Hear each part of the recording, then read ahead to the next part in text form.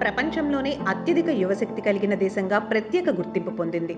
దేశ జనాభాలో ఎక్కువ శాతం యువతే. ఈ యువత దేశానికి గొప్ప సంపదగా మారాల్సిన పరిస్థితిలో గత కొన్ని సంవత్సరాలుగా అదే యువత నిరుద్యోగం అనే తీవ్రమైన సమస్యతో పోరాడుతోంది. చదువులు పూర్తయినా ఉద్యోగం దొరకడం లేదు, నైపుణ్యమున్న అవకాశాలు కనిపించడం లేదు అనే ఆవేదన నేటి యువతలో స్పష్టంగా కనిపిస్తోంది. ఒకప్పుడు డిగ్రీ పూర్తయిందంటే ఉద్యోగం దాదాపు ఖాయం అనే భావన ఉండేది. కానీ నేటి పరిస్థితి పూర్తిగా మారిపోయింది. డిగ్రీ సర్టిఫికేట్ కేవలం ఒక కాగితంలా మారిపోయింది. డిగ్రీలు చేతిలో ఉన్నా ఉద్యోగాలు లేవు, నైపుణ్యమున్న అవకాశాలు లేవు అన్న భావన తీవ్రంగా పెరిగింది. ఒకప్పుడు చదువు పూర్తయిందంటే ఉద్యోగం ఖాయం అనే నమ్మకం ఉండేది. కానీ నేడు చదువు పూర్తయ్యాకే అసలు పోరాటం మొదలవుతోంది.